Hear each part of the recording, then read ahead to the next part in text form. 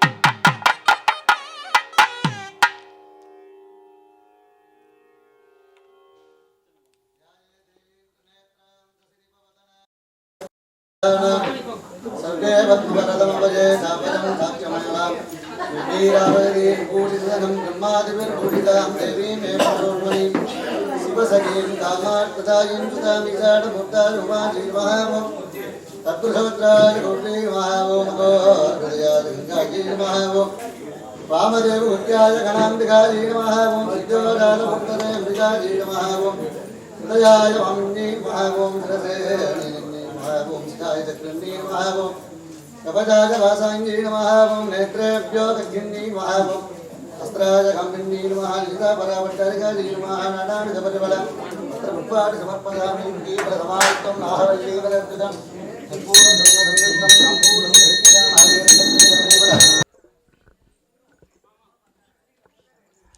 நமஸ்காரம். அனைவருக்கும் இனிய நல் மாலை வணக்கங்கள். வாய்ஸ் ஆடிபிளாக இருக்கா? கொஞ்சம்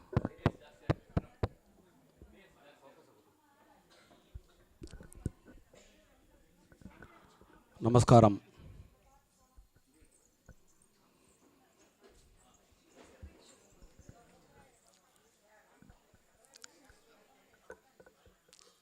சரியா இருக்கா? அனைவருக்கும் இனிய பக்திபூர்வமான நல் மாலை வணக்கங்கள். இன்றைக்கு நிறைய விஷயங்கள் ஒன்று சேர்ந்துருக்கேன். காலையில் ஆருத்ரா தரிசனம் எல்லாரும் பார்த்து அகமகிழ்ந்திருப்பீர்கள். காலைக்கும் மாலைக்கும் இடையே போகி பண்டிகையை அனைவரும் கொண்டாடியிருப்பீர்கள். இன்றைக்கு பௌர்ணமியும் சேர்ந்ததனால் ரொம்ப ஒரு எத்தனை வேணாலும் நம்பர்ஸ் போட்டுக்கலாம். 30 விழாவோ 40 விழாவோ 50 விழாவோ உங்கள் பாட்டுக்கு போட்டுட்டே போகலாம். மார்கழி உற்சவம் வேறு என்னையோட தானே முடிகிறது. ஸோ நம்பர்ஸ் நம்ம இஷ்டத்துக்கு அதில் போட்டுக்கலாம்.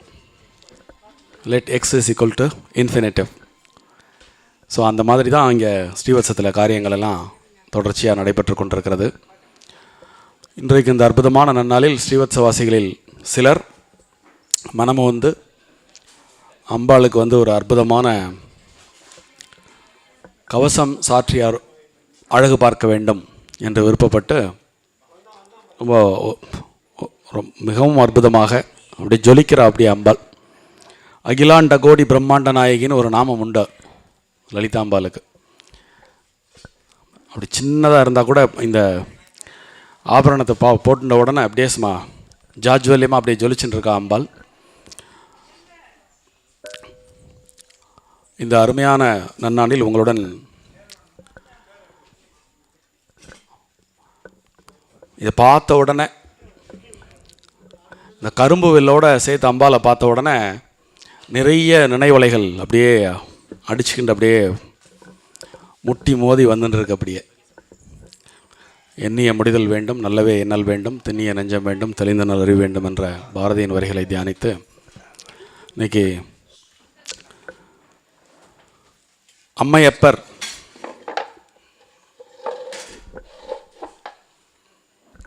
என்று ஒரு அருமையான தமிழ் சொல் உண்டு. அம்மையும் அப்பனுமாக இணைந்து காட்சி தரக்கூடிய அந்த அம்பாளை குறித்த ஒரு அற்புதமான ஒரு சொற்றொடர். பராசக்தி அப்படின்னாலே அம்மையப்பர் கோலம்தான். அது ஒரு தனிச்சொல், குறிப்பாக ஒரு பெண்பார் சொல்லாக அறியப்பட்டாலும் பராசக்தி என்ற அந்த சொல் எங்கெல்லாம் சொல்லப்படுகிறதோ இறைவனுடன் சேர்த்தே பார்க்கப்பட வேண்டிய ஒரு சொல். அந்த வகையில் இன்றைய ஆருத்ரா தரிசனமும் பௌர்ணமி பூஜையும் இடம்பெற்றது. அதுக்கு ஒரு பெரிய அற்புதமான ஒரு சாட்சி. திருமூலர் ரொம்ப அழகாக ஒரு குறியீட்டு செய்தியாக இதனை சொல்லுவார். எல்லாம் அறியும் அறிவை விட்டு எல்லாம் அறிந்தும் லாபம் இங்கில்லை. அர்த்தம் ரொம்ப சிம்பிளாக இருக்கும், ஆனால் நுட்பமாக கவனிக்கணும். எல்லாம் அறியும் அறிவை விட்டு, எல்லாத்தையும் தெரிஞ்சு கொள்ளக்கூடிய ஒரு அறிவுன்னு ஒன்று இருக்குது. அதை விட்டுட்டோ உலகத்தில் உள்ள மற்ற எல்லா அறிவையும் அறிந்தால் லாபம் இங்கில்லை. எல்லாம் அறியும் அறிவை நான் எண்ணில் எல்லாம் அறிந்த இறை எனலாமே அப்படின்னு இப்படி 4 வரியில் இந்த பிரபஞ்சத்தினுடைய பிரம்மாண்டமான ரகசியத்தை நமக்கு சொல்லியிருப்பார். இன்றைக்கி ஆருத்ரா தரிசனம் அப்படிங்கிறதுனால இந்த ஒரு அருமையான ஒரு சிந்தனை தூவலை உங்கள் மத்தியில் அடியேன் பகிர்ந்து கொள்ள விழைந்தேன். மீண்டும் ஒரு முறை திருமூலருடைய அந்த பாவினை பகர்கிறேன். எல்லாம் அறியும் அறிவை விட்டு எல்லாம் அறிந்தும் லாபம் இங்கில்லை. எல்லாம் அறியும் அறிவை நான் எண்ணில் எல்லாம் அறிந்த இறை எனலாமே அப்படின்னு அந்த எல்லாம் அறிந்த அறிவை எப்படி அறிவதுன்னு உடனே அடுத்த கேள்வி வரும் இல்லையா? அந்த கேள்விக்கு விடையாக வர்றது தான். அதுக்கு இன்னொரு இடத்துல ரொம்ப அழகாக சொல்லியிருப்பார்.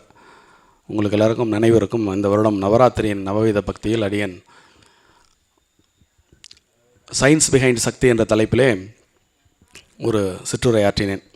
அதில் திருமூலர் பாடிய ஒரு பாடலை அந்த அறிவியல் பின்புலத்துடன் விளக்கிய பிறகு அந்த பாடலை குறிப்பிட்டிருப்பேன். அந்த பாடலை மீண்டும் ஒரு முறை இந்த தருணத்தில் இங்கே குறிப்பிடுவது பொருத்தமாக இருக்கும். ஆதி அநாதையும் ஆன ஆய பராசக்தி பாதி பராபரை மேலுரை பைந்துடி மாது சமாதி மனோன்மணி மங்களி ஓதும் என் உள்ளத்துள் முகிழ்ந்திருந்தாலே. இந்த 4 வரிக்குள்ள பராசக்தினா யார், அம்பாள்னா அவளுடைய குணம் என்ன, எப்படிப்பட்டவள் அப்படிங்கிற எல்லாத்தையும் இந்த 4 வரிக்குள்ள திருமூலர் அப்படியே புதைத்து வைத்திருக்கிறார் என்று கூறினால் அது சற்றும் ஒரு வகையான கூற்றாக இருக்க முடியாது. மீண்டும் அதை நான் ஒரு அர்த்தத்தோடு அதை சொல்கிறேன். ஆதி அநாதையும் ஆய பராசக்தி, அந்த பரம்பொருளான சிவன் இருக்கிறாரே, அவருக்கு ஆதி என்றும் ஒரு பெயர் உண்டு, அநாதியும் என்றும் ஒரு பெயர் உண்டு. அந்த ஆதியும் அநாதியுமாய் இருக்கக்கூடிய அவனுடன் இணைந்த ஆதி அநாதையும் ஆய பராசக்தி. நம்ம இந்த ஒரு பிரபஞ்சத்தினுடைய தன்மாற்றம் எப்படி அந்த எல்லாம் வல்ல பரம்பொருளிடமிருந்து இந்த பிரபஞ்சம் தன்மாற்றம் பெற்றது அப்படிங்கிறத நம்ம அறிவியல் ரீதியாக டீகோட் பண்ணும்பொழுது ஒரு பரந்த வெளி இருந்தது. அது பிரகாசிக்க தொடங்கியவுடன் சக்தி நிரம்பியதாக மாறியது அப்படின்னு நம்ம சொல்லுவோம் இல்லையா? எப்பொழுது அந்த பரம்பொருள் சங்கல்பித்து பிரகாசிக்க தொடங்குகிறதோ அப்பொழுதே அது பராசக்தியாக மாறிவிடுகிறது. இதை முதல்ல உலகத்துக்கு ரொம்ப சிம்பிளாக சொன்னவர் திருமூலர் தான். ஆதி அநாதையுமாய பராசக்தி. உங்களுக்கு டவுட்டே வேண்டாம், எப்படி இருக்கான்னு அடுத்த வரியில் சொல்கிறார். பாதி பராபரை, அந்த பெருமானுடைய பாதி. பராபரம் என்று நம்ம பெருமாளை சொன்னோம்னா அந்த அம்மையார் பராபரை. பாதி பராபரை மேலுரை பைந்தொடி, உங்களுக்கு இந்த சக்தி வந்து ஃபீமேல் தான் அப்படிங்கிறத உங்களுக்கு எந்த விதமான சந்தேகம் வேண்டாம் அப்படிங்கிற மாதிரி அழகாக எடுத்து சொல்லிட்டார். அந்த சிவனை அப்படியே போர்த்தி இருக்கக்கூடிய மேலுரை பைந்தொடி மாது மனோன்மணி, அதாவது அந்த அந்த ஸ்டேஜ் இருக்குது பாருங்க. அந்த மாது எப்படி இருக்கிறாள் என்றால் அந்த ஆதிக்கு இணையாக இருக்கிறாள் சமாதி. அத்தகைய அந்த பராசக்தியாகிய மாது ஆதியுடன் சமமாக இருப்பதால் சமாதியாக இருக்கிறாள். மாது சமாதி மனோன்மணி. நம்ம எல்லாரும் அந்த பிறவியை பெற்று பல பிறவிகளில் குவித்து வைத்திருக்கக்கூடிய பாவ புண்ணிய கணக்குகளை தீர்க்க வேண்டுமென்றால் இந்த மனோன்மணி என்ற நிலையை அடைந்த பிறகுதான் சமாதியை பெற்று சமாதியிலிருந்து பராசக்தியாகி பராசக்தியிலேருந்து அந்த பரத்தை போய் நோக்கி போக முடியும். மேலேருந்து எப்படி கீழே வந்த ப்ராசஸ் திரும்ப அப்படியே மேலே போக வேண்டிய ப்ராசஸாக அது அமையும். அந்த மனோன்மணி எப்படி இருக்கிறாள் என்றால் மங்கலியாக இருக்கிறாள். இந்த உலக உயிர்கள் எல்லாவற்றையும் காப்பதற்காக சங்கல்பம் பூண்டு அவர்களை துயரத்திலிருந்து எடுத்து அந்த பரத்தை அடைவதற்கு உதவி செய்யக்கூடியவளாக இருக்கிறாள். இந்த இடத்துல நாமளே எப்பொழுது அப்படிங்கிற ஒரு கேள்வி கேட்கணும். ஓதும் என் உள்ளத்து முகிழ்ந்திருந்தாலே, எப்போ நீங்கள் அவளை நினச்சி தவம் பண்ணி கொண்டிருக்கிறீர்களோ அப்பொழுது அவள் உங்கள் உள்ளத்திலே முகிழ்ந்து இந்த ப்ராசஸ் எல்லாம் கொண்டு வந்து உங்களுடைய பாவ புண்ணிய கணக்குகளாம் நேர் பண்ணி அந்த சமாதி நிலைக்கு சென்று அந்த பரத்துடன் நம்மளை ஐக்கிய பண்ணக்கூடிய ஒரு வேலையை செய்யக்கூடிய ஒரு தேவியாக அவள் இருக்கிறாள் அப்படின்னு திருமூலர் சொல்லுவார். இன்றைக்கி இந்த காட்சியை கண்டவுடன், கரும்புகளுடன் கூடிய இந்த காட்சியை கண்டவுடனே திடீர்னு இங்கே வந்து எனக்கு தோணித்து, இன்றைக்கி இப்போ இருக்கக்கூடிய நேரத்தில் லலிதாம்பாள் புராணத்தை முழுமையாக சொல்ல முடியாது, ஆனால் இன்றைக்கி தொடங்கிடலான் இருக்கேன். இன்றைக்கி தொடங்கி கொஞ்சம் சொல்லிவிட்டு ஒரு 4 எபிசோடாக அதை முடிச்சுடலாம் அப்படின்னு தோன்றது எனக்கு. சொல்லலாமா? சரி. கரும்புவில் பார்த்த உடனே அந்த கதை ஞாபகம் வந்துடுது. நம்ம கந்தபுராணம் நம்முடைய பிரேமிகேந்திர அரங்கிலே ஒரு 2 ஆண்டுகளுக்கு முன்பு அடியேன் தொடர்ச்சியாக ஒரு 10 நாள் கூறியது உங்கள் அனைவருக்கும் நினைவிருக்கும். அந்த கந்தபுராணம் ஆரம்பிக்கக்கூடிய காட்சியே கைலாயத்தில் ஆரம்பிக்கும், மன்மத தகனத்தோடு ஆரம்பிக்கும். அது நமக்கு வந்து 18 புராணங்கள் உண்டு. பிரம்ம புராணம் தொடங்கி பிரம்மாண்ட புராணம் வரைக்கும் 18 புராணம். பிரம்மாண்ட புராணத்தில் தான் பிரம்மாண்ட புராணத்தின் இறுதி பகுதியாகிய லலிதா உபாக்கியானம் அப்படிங்கிற பகுதியில் அம்பிகையினுடைய தோற்றம் வரலாறு முழுமையாக சொல்லப்பட்டிருக்கும். அதன் ஒரு அங்கமாகவே லலிதா சகஸ்ரநாமமும் வருகிறது.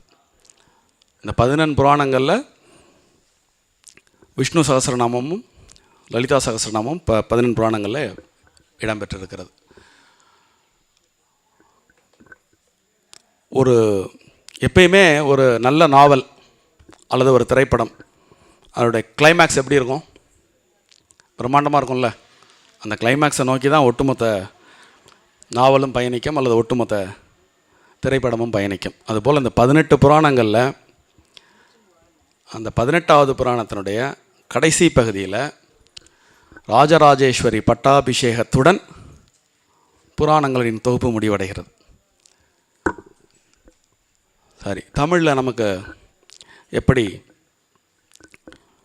இந்த லலிதா சகஸ்ரநாமம் கிடைக்கப்பெற்றது அப்படின்னு பார்த்தா, அகஸ்திய மகரிஷி அவங்களுக்கெல்லாம் தெரியும். அவர் எப்பேற்பட்ட மகரிஷி, அவருடைய பராக்கிரமம் என்ன, அவரால் என்னெல்லாம் செய்ய முடியும் அப்படிங்கிறது நம்ம எல்லாருக்கும் தெரியும். ஏன்னா சாட்சாத் அந்த சிவபெருமானுக்கும் பார்வதிக்கும் கல்யாணம் நடக்கும் பொழுது உலகம் பூரா ஒரு இடத்துல குமிஞ்சு போனப்போ, இம்பேலன்ஸ் ஆனப்போ ஒரு பக்கமாக அப்படியே அழுந்த ஆரம்பிச்சிருத்தோம். அந்த மேருமலையே அப்படியே சகட மாதிரி பெறல போகக்கூடிய அந்த நேரத்தில் எம்பெருமான் நீ போ, புதிய மலையில் போய் நில்லு அப்படின்னு சொன்ன உடனே அவர் குறுமுனி தான். அவர் 3 அடிக்கும் குறைவாக இருப்பார். அவர் வந்து இங்கே புதிய மலையில் நின்ன உடனே அந்த ஒட்டுமொத்த வெயிட்டுக்கும் பேலன்ஸ் பண்ணக்கூடிய அளவுக்கு அப்போ அவருடைய அந்த கீர்த்தி, அந்த மூர்த்தி சிறிதானாலும் கீர்த்தி பெரிது அப்படிங்கிறது அகஸ்தியரை பார்த்து வந்த ஒரு பழமொழி தான். ஒரு ஆள் சின்னதாக இருந்தாலும் அவர் இந்த எப்பேற்பட்ட நிகழ்ச்சியில் அவருடைய கீர்த்தி பயன்பட்டிருக்கு அப்படிங்கிறத பாருங்க. ஸோ அப்பேற்பட்டவர் கவலைப்படுறார். எதை நினச்சி கவலைப்படுறார் அப்படின்னா, இந்த உலகத்தில் உள்ள மக்கள் எல்லாம் இப்படி அம்பாளையும் நினைக்காம, சிவனையும் நினைக்காம, பெருமாளையும் நினைக்காம, இப்படி புலன் வழி வாழ்க்கையில் உழன்று கொண்டிருக்கிறார்களே, இவர்களை எப்படி கரை தேற்றி விடுவது அப்படிங்கிறது அவருக்கு ஒரு கவலை. இந்த இடத்துல தான் நம்ம இந்த புராணங்களெல்லாம் கொஞ்சம் நுணுகி ஆராய வேண்டிய ஒரு தேவை நமக்கு இருக்குது. இப்பேற்பட்ட சக்தி படைச்சவர் அவரே யோசித்து ஒரு வழியை கண்டுபிடிக்கலாம்ல. அங்கே தான் இந்த இவர்களுடைய சரணாகதி அப்படிங்கிற ஒரு விஷயம் அவருடைய அறிவுக்கு புலப்படலை. எளிமையான ஒரு உபாயமாக இவாளுக்கு சொல்லித்தரணுமே, இவாரில் கரை தேற்றி விடணுமே அப்படின்னு நினச்சிட்டு அவர் என்ன பண்ணுறாருனா, சரி இதற்கு ஒரு சிறப்பான ஒரு தவம் ஏற்றுவோம் அப்படின்ட்டு அவர் காஞ்சிபுரத்தில் போய் காமாட்சி அம்மன் கிட்ட உட்காந்து ஒரு நீண்ட நெடிய தவம் ஏற்றுகிறார். பொதுவாக இந்த லலிதா உபாக்கியானம் அப்படிங்கிற இந்த புராணத்தில் நிறைய வித்தியாசமான நிகழ்வுகளாக நடக்கும். பொதுவாக நம்ம என்ன இது வரைக்கும் புராணங்களெல்லாம் என்ன கேள்விப்பட்டிருப்போம், ஏதேனும் ஒரு தெய்வத்தை வேண்டி விரும்பி நீங்கள் தியானம் பண்ணினா அந்த தெய்வம் தானே பிரத்யட்சமாகும். இவர் காமாட்சி அம்மனை நினச்சி இவர் தியானம் பண்ணுறார் அகஸ்தியர். அவருக்கு காட்சி கொடுக்குறவர் ஹயக்ரீவர் காட்சி கொடுக்குறார். ஹயக்ரீவர் காட்சி கொடுத்து இவருக்கு ஒன்றும் பிரச்சனை இல்லை. இவருக்கு என்ன, ஒரு பிரச்சனையை குறித்து தவம் இருட்டுகிறார், நமக்கு தீர்வு வேணும் அவ்வளோதானே. ரொம்ப இவருக்கு இன்னும் சந்தோஷம். ஹயக்ரீவர் யார் அப்படின்னு கேட்டேன்னா, இப்போ நீங்கள் எப்படி சைவத்தில் சிவனுடைய குரு ரூபம், சிவன் வந்து ஒரு ஆச்சாரியனாக மாற வேண்டுமென்றால் எடுக்கும் அவதாரம் தட்சிணாமூர்த்தி. அது மாதிரி மகாவிஷ்ணு ஆச்சாரியனாக மாற வேண்டும் என்று நினைத்தால் எடுக்கும் ரூபம் ஹயக்ரீவர். அப்போது அப்படிப்பட்ட ஹயக்ரீவரே முன்னாடி வந்து நின்னா இவருக்கு கசக்குமா? அதனால் ரொம்ப ஒரு சந்தோஷப்படுறார். அவரும் வந்து இவருடைய பக்தி, ஞானம், தவம் இதுக்கெல்லாம் அகமகிழ்ந்து உனக்கு என்ன வேணுமோ அதை என்னிடம் கேள் அப்படிங்கிறார். அவர் இப்போ சொல்கிறார், எனக்குன்னு தனிப்பட்ட முறையில் ஒன்றும் இல்லை சுவாமி, இந்த மாதிரி மக்கள் எல்லாம் இப்படி அஞ்ஞானத்தில் உழன்று கொண்டிருக்கிறார்களே, இவாளுக்கெல்லாம் வந்து பக்தி சொல்லி கொடுத்தாலும் சரி, ஞானம் சொல்லி கொடுத்தாலும் சரி, அஷ்டாங்க யோகம் சொல்லி கொடுத்தாலும் சரி, எல்லாராலையும் பார்க்க முடியல. ரொம்ப எளிமையாக இவங்களெல்லாம் கடை தேற்ற வேண்டுமென்றால் அதற்கு ஒரு உபாயம் வேண்டும். அந்த எளிமையான உபாயமாக நீங்கள் ஏதாவது சொன்னேன்னா அதை நான் எடுத்துகிட்டு போய் இந்த மக்களுக்கு பரப்பே வாழலாம் வந்து நற்கதிக்கு ஆளாக்குவேன் அப்படின்னு சொல்லி கேட்குறார். அப்போ அவர் வந்து முதல்ல மோகினி அவதாரத்தினுடைய கதையை சொல்கிறார் இவருக்கு. அதுக்கெல்லாம் ஒன்றுக்கு பின்னாடியும் காரணம் இருக்குது. நம்ம இந்த புராண கதைகளை பார்க்கும்பொழுது ஏதோ அப்படியே கடந்து போய் ஏதோ கதை அப்படின்னு ஒன்றுக்கு பின்னாடியும் பார்த்தீங்கன்னாக்கா ஒரு ஒரு அப்படியே விரியும் அப்படியே. அது அதன் பிறகு இந்த மெயின் பிக்சருக்கு வரார். திரும்ப கைலாயத்துலேருந்து ஆரம்பிக்கிறார். அந்த இடத்துல ஒரு தகவலும் ஹயக்ரீவர் சொல்கிறார். இந்த லலிதா பரமேஸ்வரியினுடைய இந்த புராணத்தை முதலில் மகாதேவன் ஹயக்ரீவருக்கு சொல்லி, ஹயக்ரீவரிடமிருந்து பிரம்மாவும் தூர்வாசரும் கேட்டிருக்கிறார்கள். அதற்கு பிறகு கேட்கக்கூடிய மூன்றாவது நபராக அகஸ்தியர் வருகிறார். அகஸ்தியருக்கு அந்த இடத்துல ஒரு வரமும் கொடுக்குறாரு. ஆனாலும் இனிமேல் இதற்கு மேலே இந்த லலிதா பரமேஸ்வரனுடைய புகழ் பெருமை எல்லாம் வெளியில் போச்சு அப்படின்னா அது அகஸ்தியர் வழியாகத்தான் போகும். உமது வாக்காலேயே எல்லாரும் கேட்க முடியா, நான் உனக்கு ஒரு வரம் தரேன் அப்படின்னு ஒரு வரத்தோடு அவர் மகாதேவரிடமிருந்து கேட்ட அந்த லலிதா பரமேஸ்வரனுடைய வரலாறை அகஸ்தியருக்கு சொல்ல ஆரம்பிக்கிறார். மறுபடியும் அந்த கந்தபுராண காட்சியிலேருந்து ஆரம்பிக்கிறது. மன்மதன் வந்து மலர்கனை தொடுக்கிறான் சிவபெருமானுக்கு. ஏன் அப்படின்னு கேட்டிங்கன்னா, தாரகாசுரன் இருந்தான் இல்லையா, தாரகாசுரனை வந்து அவன் வரம் வாங்கியிருந்தான், உண்மை நிகர்த்தவர் மட்டும்தான், நீயோ உண்மை நிகர்த்தவர் மட்டும்தான் என்னை வந்து அழிக்க முடியும் அப்படின்னு. அது ஒரு புத்திசாலித்தனமான ஒரு வரம். ஏன்னா வரம் கொடுத்தவங்க வந்து நேராக வந்து அவங்க அழிக்க வரமாட்டாங்க. தவம் இருந்து பெற்ற வரம், அதனால் வந்து யார் வரம் கொடுத்தாரோ அவரே வந்து நேராக வந்து அழிக்க வரமாட்டார். அதனால் சிவன் வரமாட்டார். சிவனை தாண்டி வேறு யாராவது வந்தால் பார்த்துக்கலாம் அப்படிங்கிற தைரியத்தில் அவன் வந்து அந்த மாதிரி ஒரு வரம் பெறுகிறான். அந்த வரத்தை பெற்றதனால் ரொம்ப பாடுபடுத்துகிறவங்களுக்கு அந்த கதையெல்லாம் தெரியும். அந்த காலகட்டத்தில் தான் மகாவிஷ்ணு, தேவாதி தேவர்கள், இந்திரர்கள் எல்லாரும் வந்து இவர் வந்து சனத்குமாரர்களுக்கும் இவாளுக்கு வந்து சொல்லித்தரத்துக்கு உட்காந்துடுறார், மௌனத்தில் உட்காந்துறாரு. அவரை டிஸ்டர்ப் பண்ண முடியல. எல்லாம் வந்து பார்த்துட்டு திரும்பி போகிறா. அப்போ தான் வந்து மன்மதன் அனுப்புவா. மன்மதன் வந்துட்டு ஸ்டைலாக பானம் போட்டுறார். இவர் தியானம் டிஸ்டர்ப் பண்ணதுனால அவரை 3வது கண்ணால் எரித்து விடுகிறார். இந்த செயல் விளைவு அப்படிங்கிறது வந்து பார்த்திங்கன்னா மனிதர்களுக்கு மட்டுமல்ல, தேவர்களுக்கும் உண்டு, கடவுளர்களுக்கும் உண்டு. அந்த பிரபஞ்ச இயக்கம் வந்து ஏதேனும் ஒன்று, இப்போ மன்மதன் இல்லாட்டி உலகத்தில் எதுவுமே நடக்காது. ஸோ மன்மதனை எரித்ததுனால வந்து பார்த்திங்கனாக்கா சிவபெருமான் அவருடைய பவரால் எரிச்சுட்டார். ஆனால் அதில் நிறைய பின்விளைவுகள் உண்டு. முதல்ல தேவாதி தேவர்கள்லாம் பயப்படுறது எப்படின்னு கேட்டிங்கன்னா, சிவன் போய் தாரகாசுரனை அழிக்க போகிறதில்ல, பார்வதி தேவியோட இவர் ஏகாந்தமாக இருந்தால் தான் நமக்கு வந்து ஒரு சிவகுமாரன் கிடைப்பார். அந்த சிவகுமாரனை வச்சு நம்ம தாரகாசுரனை ஹேண்டில் பண்ணலான்னு நினச்சிட்டு இருக்கிற நேரத்தில் இப்படி மன்மதனை எரிச்சுவிட்டாரே அவர் அப்படின்னு எல்லாருக்கும் ஒரே கவலை. யார் போய் சொல்கிறது அப்படின்னு சங்கடமாக இருந்த நேரத்தில் அவருடைய பூதகணங்களுக்கு தளபதிகள் இருப்பாங்க இல்லையா, அவளுக்கெல்லாம் பேர் கணேஸ்வரன்னு பேர். கணங்களுக்கு அதிபதி, தமிழில் நம்ம கணபதின்னு சொல்கிறோம் இல்லையா, கண ப்ளஸ் ஈஸ்வரன், கணேஸ்வரன்னு பேர்.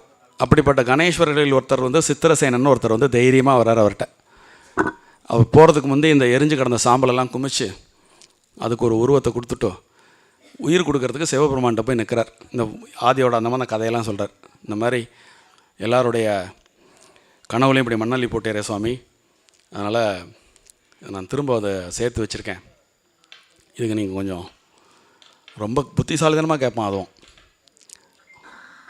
சூரியன் சந்திரன் அப்படின்னு 2 கண் இருக்கு இல்லையா, 3வது கண் வந்து ரௌத்ரம், அதால் அழிச்சுவிட்டீர். திரும்ப அதை நான் சேர்த்து வைக்கிறேன். இந்த சூரிய சந்திர கலைகளால் அதுக்கு ஜீவக்கலை கொடுங்கோ. திரும்ப ஒரு மன்மதன் வரட்டும். மன்மதன் வந்தால் தான் திரும்ப உலகம் உயிர் பெறும், எல்லா காரியங்களும் நடைபெறும். நம்ம தேவாதி உங்களுக்கு தெரியாததில்லை அப்படின்னோடனே அவருக்கெல்லாம் தெரியும் தானே. அவனையும் சொல்கிறான் அதில், நீங்கள் தேவர்கள் எல்லாம் வந்து ரொம்ப கர்வப்பட்டு இருந்ததுனால இந்த அசுரர்களால் அவங்க கொஞ்சம் அவஸ்தைப்பட வேண்டிய நேரம் இருக்குது. அதுக்கு தான் நீர் ஏதோ திருவிளையாடல் பண்ணுறீங்கன்னு தெரியறது, இருந்தாலும் மனசு கேட்காம நான் சொல்கிறேன், நீங்கள் பார்த்து செய்யுங்கோ அப்படிங்கிறார். அவர் ஒரு நிமிஷம் அப்படியே சிவன் யோசிக்கிறார். யோசித்தப்போ அவருக்கு தோன்றது, இன்னும் அந்த தேவர்கள் ஆட்டம் போட்டது இன்னும் ஒரு மைண்டில் இருக்குது. இந்த கதையில் இருந்தெல்லாம் நிறைய நம்ம விஷயங்களை எடுக்கலாம். அந்த மூட் அப்படின்னு சொல்கிறோம் இல்லையா, கடவுளர்களுடைய மூடு, அதுக்கு தான் அந்த துதி அப்படிங்கிறது ரொம்ப அவசியமாக இருக்குது. சகஸ்ரநாமம் பாராயணம், லட்சார்ச்சனை இதெல்லாம் பண்ணுறோம் இல்லையா. இந்த இதில் வந்து பார்த்திங்கன்னா அந்த அந்த பல்வேறு விதமான திங்கிங்லேருந்து ஒரு குறிப்பிட்ட ஒரு சாந்த நிலைக்கு அவங்க வரும்பொழுது அவங்க கண்ணால் பார்த்தோம்னா அந்த பார்வைக்கினுடைய மதிப்பே வேறு. இப்போ சித்திரசேனன் சொன்னதுனால சரி அவனும் இவ்வளவோ பிரயாசப்படுறான். இவாளெல்லாம் சொல்கிற மாதிரி மன்மதன் ஒன்றும் தியாகி கிடையாது. தேவர்களெல்லாம் காப்பாற்றுறதுக்கு வந்து அவன் இங்கே வந்து நமக்கு முன்னாடி வந்து அவன் எரிஞ்சு போல, அவனுக்கும் ஒரு அகந்தை இருந்தது. தேவர்கள் இன்னும் அவங்களுடைய ஆணவத்தை தீர்க்கிற காலம் வரல. இவனும் நம்மளால் முடியாததா, நம்ம அம்பு போட்டால் யார் வேணாலும் அதுக்கு அடிபணிஞ்சு தானே தீரணுங்கிற அந்த ஒரு மமதையில் வந்து தான் அம்பு போட்டான். ஸோ உடனே இவனை மன்னிக்கப்படாது. இருந்தாலும் இவன் இந்த சித்திரசேனனும் வந்து ஒரு விண்ணப்பத்தை வச்சுட்டான். அதனால் சும்மா ஒரு குழப்பமான ஒரு மனநிலை அப்படி பார்க்குறாரு ஒரு பார்வை, அவ்வளோதான். பார்த்த உடனே அதுக்கு ஒரு ஜீவன் வந்துடுறது. ஒரு தெளிவாக அவனை மன்மதனை வந்து அந்த பழைய மன்மதனை அவர் மீட்டுருவாக்கலை. ஒரு அரகுர மனசோட, ஒரு கோபத்தோட, ஒரு வெறுப்போட ஒரு பார்வை பார்க்குறாரு. பார்த்த உடனே அதுக்கு உயிர் வந்துடுறது. அப்போ இந்த பிரம்மா இந்த இடத்துல, பிரம்மா வந்து எப்பேற்பட்ட பெரிய தபஸ்வி, பெரிய படைப்பாளி, எல்லாம் சரி. இருந்தாலும் பிரம்மாவுக்கு வந்து பார்த்திங்கன்னா அடிக்கடி கொஞ்சம் புத்தி கோணலாக போயிடும். என்ன, அதனால தான் அவர் வந்து ஒரு வணங்கப்படக்கூடிய தெய்வமாக இல்லாமல், ஆனால் அவர் பெரிய, நீங்கள் ரொம்ப புராணங்களுடைய நுட்பமான தலங்களை நம்ம பயணம் பண்ணி பார்த்தா பிரம்மாவனுடைய மகாத்மியம்லாம் ரொம்ப பெருசு. அந்த திரும்ப உருவான அந்த அவனை பார்த்த உடனே அவருக்கு ஒரு சந்தோஷம். என்ன சந்தோஷம் அப்படின்னா, இவருக்கு ஏற்கனவே ஒரு பொறாமை இருந்தது. என்ன பொறாமை இருந்ததுன்னா, இந்த மன்மதனை உருவாக்கினது யார் அப்படின்னா திருமால் உருவாக்கினார். அவருடைய மனசிலிருந்து ரொம்ப சௌந்தரிய ரூபனாக உருவாக்கியிருந்தார். அந்த மன்மதன் அழிஞ்சு போயிடுறான். இப்போ பரமேஸ்வரன் ஒரு மன்மதனாக இருக்கக்கூடிய அந்த சாம்பல்லேருந்து ஒன்று உருவாக்கினார் இல்லையா, இதான் அவசரப்பட்டுப்போ அது கொஞ்சம் அலங்கோலமாக இருந்த உடனே அவருக்கு ஒரு சந்தோஷம், என்னால் இவ்வளோ கேவலமாக ஒரு சிருஷ்டியே பண்ணவே முடியாது, பரமேஸ்வரன் அப்போ ஒரு சிருஷ்டி பண்ணிட்டார் அப்படின்னு சொல்லிட்டு அவசரமாக பண்டா அப்படின்னு சொல்லிடுறான். அந்த உருவாக்குன அந்த உயிருக்கு பேர் பண்டான்னு பேர் சூட்டினது பிரம்மா. ஸோ அவர் மன்மதன் இல்லை. இந்த சித்திரேஸ்வரன் இருக்கார் இல்லையா, அவர் தன்னுடைய விண்ணப்பத்தால் பரமேஸ்வரன் இவருக்கு உயிர் கொடுத்துருக்கார் அப்படிங்கிறதுனால அவருக்கு அவன் பேரில் ஒரு பிரியம். அவனை கட்டி அணைச்சிட்டு அவன்கிட்ட சொல்கிறார்,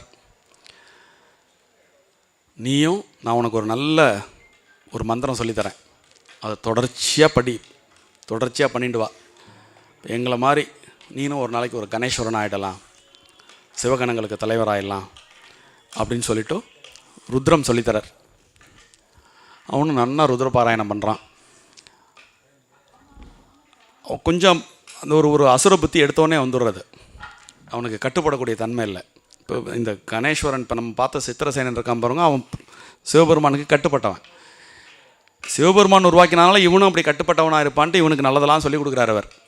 ஆனால் இவன் படிக்கும்போதே யோசிக்கிறான், இவரை மாதிரிலாம் கட்டுப்பட்டுலாம் என்னால் நிற்க முடியாது, நான் அந்த பரமேஸ்வரனுக்கு இணையாக வரணும் அப்படிங்கிற அந்த பேராசையோடய அவன் என்ன பண்ணுறான்னா, பிரம்மாண்டமாக இந்த ருத்ரத்தை சொல்லி சொல்லி சொல்லி சொல்லி சொல்லி சிவனை நோக்கி தவம் இருந்து சிவன் மனசு இறங்கி இவனுக்கு வரம் கொடுக்குற அளவுக்கு தவம் பண்ணிடுறான். அந்த மாதிரி அவனுடைய தவம் நிறைவு பெற்று சிவன் மகிழ்ந்து,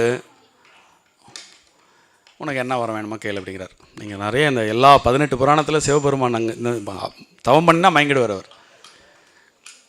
என்ன வரம் கேட்குறான் அப்படின்னா, நான் யாராலும் வெல்லப்படக்கூடாது. வாலி கேட்குற அதே வரம் கேட்குறான், என்னை எதிர்த்து யார் சண்டை போட்டாலும் அவங்களுடைய பலத்தில் பாதி எனக்கு வந்துடணும். வேற கொடுத்துட்றார். இதுக்கு பிறகு என்ன நடக்கிறது அப்படிங்கிறத அடுத்த எபிசோட்லேருந்து சொல்கிறேன். இவாளோட பிரார்த்தனை எல்லாம் ஸ்டீவர்ட்சம் phase 2 கௌஸ்துபம் ரிட்டையர்மெண்ட் கம்யூனிட்டி நன்னா வரணுன்றது தான். ஆரோக்கியமும் சந்தோஷமும் தான் பெரியவாளுக்கு முக்கியம். அத கௌஸ்துபம் ரிட்டையர்மெண்ட் கம்யூனிட்டியில நிச்சயமா நீங்க உணரலாம். நாயன்மார்கள் 4வரால் பாடப்பட்ட ஸ்தலம் இது. பட்டினத்தார் வாழ்ந்த ஊர். இப்படி பல சிறப்பு அம்சங்களை கொண்டதுதான் நம்ம திருவிடைமருதூர் ஸ்ரீ மகாலிங்க சுவாமி திருக்கோவில். திருவாரூர் தேரழகு திருவிடைமருதூர் தேரழகுன்னு சொல்லுவா. அந்த திருவிடைமருதூர் ஸ்ரீ மகாலிங்க சுவாமி திருக்கோவில் பக்கத்துல 800 மீட்டர்ல அமைஞ்சதுதான் நம்ம கௌஸ்துபம் ரிட்டையர்மெண்ட் ட்ரெடிஷனல் கம்யூனிட்டி.